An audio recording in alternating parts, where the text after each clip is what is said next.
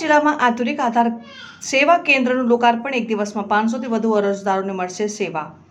વડોદરા જિલ્લામાં અત્યાધુનિક સુવિધાઓથી સજ્જ નવા આધાર સેવા કેન્દ્રનું લોકાર્પણ કરવામાં આવ્યું હતું। આ પ્રસંગે વડોદરાના સાંસદ ડોક્ટર હેમાંગ જોશી તેમજ અકોટા વિસ્તારના ધારાસભ્યની વિશેષ ઉપસ્થિતિ રહી હતી। નવા કેન્દ્રના પ્રારંભ સાથે હવે નાગરિકોને વધુ સરળ, ઝડપી અને પારદર્શક આધાર સેવાઓ ઉપલબ્ધ થશે।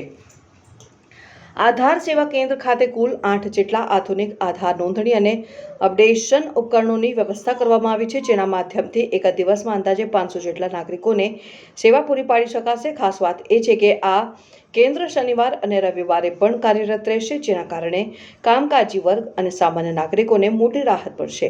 આ પ્રસંગે સાંસદ ડોક્ટર હેમાંગ જોશીએ જણાવ્યું હતું કે હવે નાગરિકો કોઈપણ પ્રકારના એજન્ટ અથવા વચેટિયાની મદદ લીધા વિના સીધા જ આધાર સેવા કેન્દ્રમાં જઈને સેવાઓનો લાભ લઈ શકશે।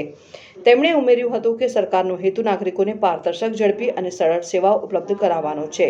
નવા આધાર સેવા કેન્દ્રના પ્રારંભથી વડોદરા જિલ્લાના નાગરિકોને આધાર કાર્ડ સંબંધિત નોંધણી, સુધારા અને અન્ય સેવાઓ માટે વધુ સુવિધા અને ઝડપી સેવા મળશે તેવી આશા વ્યક્ત કરવામાં આવી છે। આધાર કાર્ડ માટે ખૂબ મુશ્કેલી પડતી છે, આ પ્રકારની વ્યવસ્થા ઊભી થઈ છે।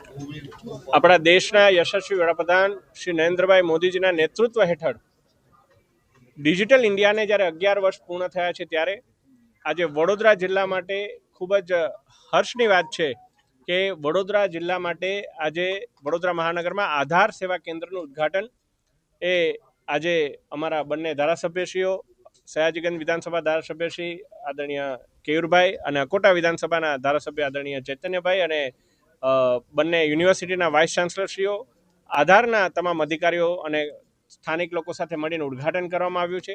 આ આધાર સેવા કેન્દ્ર એ પાસપોર્ટ સેવા કેન્દ્રના જ ફોર્મેટમાં એક નાગરિકોને સીમલેસ સુવિધાઓ મળી રહે, ઓનલાઈન અપોઇન્ટમેન્ટ એમને મળે, અહીં આવે તો ટોકન સાથે પહેલાં એમના ડોક્યુમેન્ટ વેરિફિકેશન થાય, ત્યારબાદ 8 જેટલા કાઉન્ટરની અંદર એક દિવસની અંદર 500 જેટલા નાગરિકોને આની સુવિધા મળે અને એ પણ કોઈ પણ જાતના વચેટિયાઓની દરમિયાનગીરી વગર, કોઈ પ્રકારના ખોટા ધક્કા ખાયા વગર એમનો આ લાભ મળે એ માટેનો આજે પ્રયાસ કરવામાં આવ્યો છે।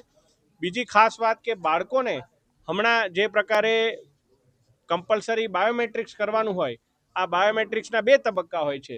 નાના બાળક માટે 5 થી 6 વર્ષમાં પહેલો તબક્કો અને 15 થી 17 વર્ષમાં બીજો તબક્કો।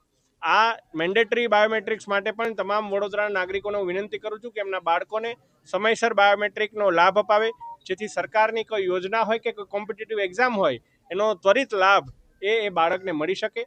અને આજે મેં પોતે પણ આ આધાર સેવા કેન્દ્રની અંદર સુવિધાનો લાભ લઈ અને આનો અનુભવ કર્યો છે કે કઈ રીતે અહીંયા એક નાગરિક આવશે તો એને કયા પ્રકારની સુવિધા મળશે। ખૂબ જ સારી સુવિધા છે। વડોદરાના નાગરિકોને મારે કહેવાનું, આપણા માટે સારી બાબત એ છે કારણ કે વડોદરામાં વર્કિંગ ક્લાસ વધારે હોય છે, ત્યારે શનિ રવિવારે પણ આધાર સેવા કેન્દ્ર જ્યારે ખુલ્લું રહેવાનું છે, કાર્યરત રહેવાનું છે, ત્યારે આપ સૌ આ સમગ્ર પ્રક્રિયાનો બહોળા પ્રમાણમાં લાભ લો, એ જ હું આજે આપ સૌને અપીલ કરું છું। Thank you.